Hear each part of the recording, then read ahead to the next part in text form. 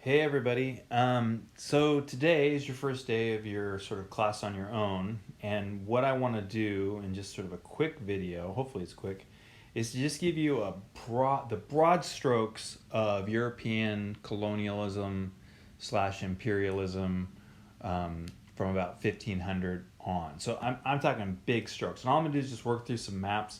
I'm gonna put the maps up on the on Canvas so you can take a look at them there if you want.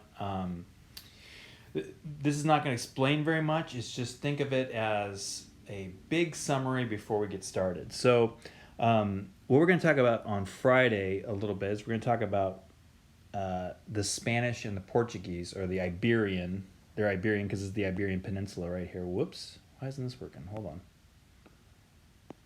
All right, my pencil doesn't work. But anyways, the point is oops, something's happening now. There you go. There's the Iberian Peninsula right there. And that's Spain and Portugal. They're going to go sort of first. Portugal in like the late 1400s, Spain right after that. And they're going to largely be here in the Americas. We won't talk about modes or anything like that for now. But also over here, you can kind of see it in the Southeast Asia area. So that by 1700, if you look at the bottom map down here, you can see that they have a much better hold on the Americas, and there are other empires of the world as well. The Russian Empire has spread like that. The Mughal Empire, which is an Islamic empire, Salafid, and the Ottoman Empire. This is all sort of a Islamic area right there.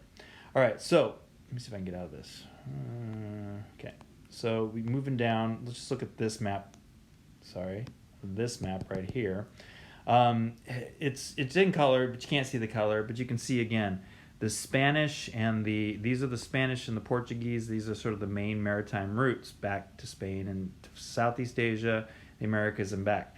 These arrows right here represent the new players, and that's England and the Dutch and the French. And basically at this point, they're just raiding. They're just, if you guys are going to go out there and get the stuff, we're going to take it from you. That's going to change relatively quickly. This map is just to show that the Americas, and really all the places that we're going to see the Europeans spread into, there were already people there. There were even empires there. So it wasn't just like empty space. You're going to find that's going to be a big point in this whole thing. Okay, so here's the Americas in the 1600s. What you can see, and it doesn't really show up very well here, but down here in the 1500s, this is all Spain and Portugal over here. In the 1600s, you get the Dutch coming in, and they're going to come into this area. They're going to come into this area. The English are going to be doing little things up here, but don't worry about them. They're just kind of lame. This is where a lot of the business is happening right here, the Caribbean, and you can see here. If this sort of showed who, down here on this map, if this showed who was where, it's a hot mess down here. So just hold off on the Caribbean for now. Just know that this area, particularly along the coastline for obvious reasons, that becomes places that get colonized. Moving over to Asia, you see that there's these, if we ignore this one for now, knowing that's sort of the European, but if we look at these, there's sort of the Arabian Sea, the Bay of Bengal, and the South China Sea. These become sort of these main trading circuits where there's a lot of movement within these things. And then those will then get taken around.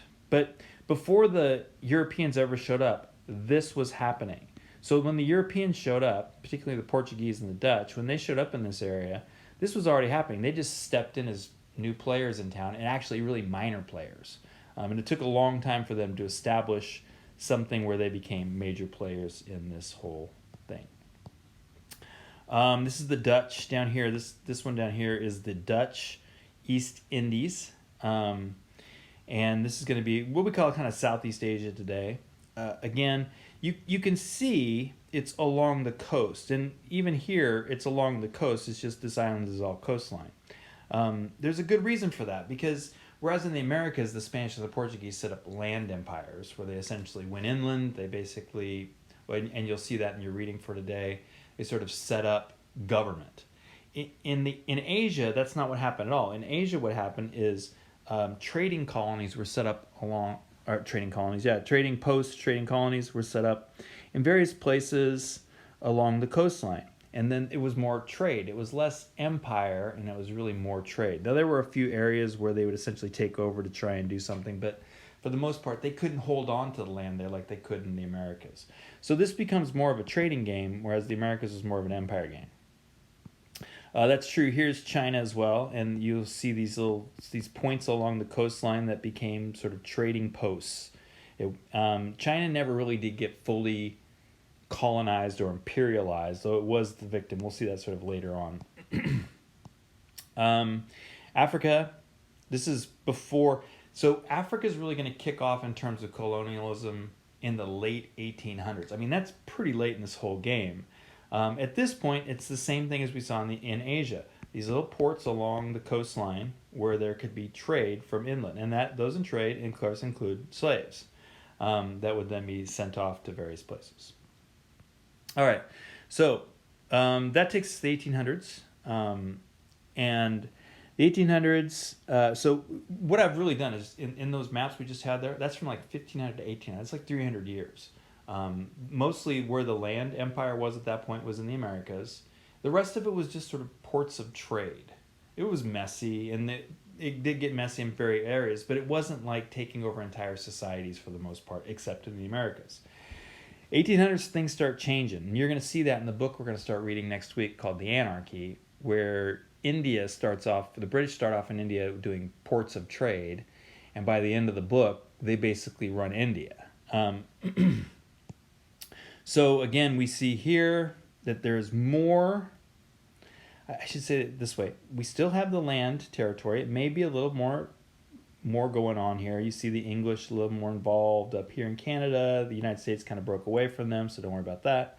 But in Africa and in Asia, it is still largely, with the exception of Bengal, which is kind of a new thing, it's still largely on the coastline trading posts. Just a quick thing on population density. If you compare the population 1800 to the population in 2000, or roughly today, you can sort of see how things have changed in terms of population. This was one of the reasons why the Spanish and the Portuguese could really have control over the Americas, because there weren't a lot of people in the Americas. It had been depopulated, had been either killed or disease or whatever, and it didn't have a lot of people to start with. Other places like Africa, that's not the case. India, man, that's going to be a lot of work. China, you're not going in there. So that's partially explains why there is this difference in the Asian and Americas. Very quickly, again, the global population, you can see obviously it's just sort of gradually going up. Of course, the population explosion is going to happen from 1900, which is going to be 1654 million to 7. I mean, that's ridiculous. But moving on, in Southeast Asia, I got to be honest with you, not much. South and Southeast Asia, not much looks different. It may be the Portuguese are not as big of players anymore. The Dutch aren't as big of players anymore. The English are much more. The French, the Portuguese and the Dutch still have places out here. Spanish still control the Philippines. India, as we're going to see in the book, India is going to be sort of transforming into a British place. But the rest of these, it's trade, and there is influence by the British, the Dutch, and the French in these places like Siam and things like that. But there's not control in the sense of we have taken it over. Caribbean, very different. The Caribbean was essentially, again, you can see French, British, Danish. What are they doing over there? British again. Cuba and Dominican are still Spanish. It's a bit of a European colonial mess. Now, 1800 Latin America, you still have Portuguese, Brazil, Spanish, the rest of it. Now, if we fast forward to the 1830s, what you'll see is something very different, is that by the 1820s and 1830s, many, if not most, of this territory has become independent. They broke away, just like the Americans broke away from the British. These guys all broke away and started forming states and regions and things like that. The Caribbean, not so much. This area right here, not so much. but the rest of it pretty much independent by that point. Last thing, as I told you, that by the mid 1800s and then late 1800s, there's much more of the ability and the push to go inland, not just hang out on the ports. And we'll talk about why that is as we move forward. There are some good reasons for that. Well, I should say there's some good economic reasons for that.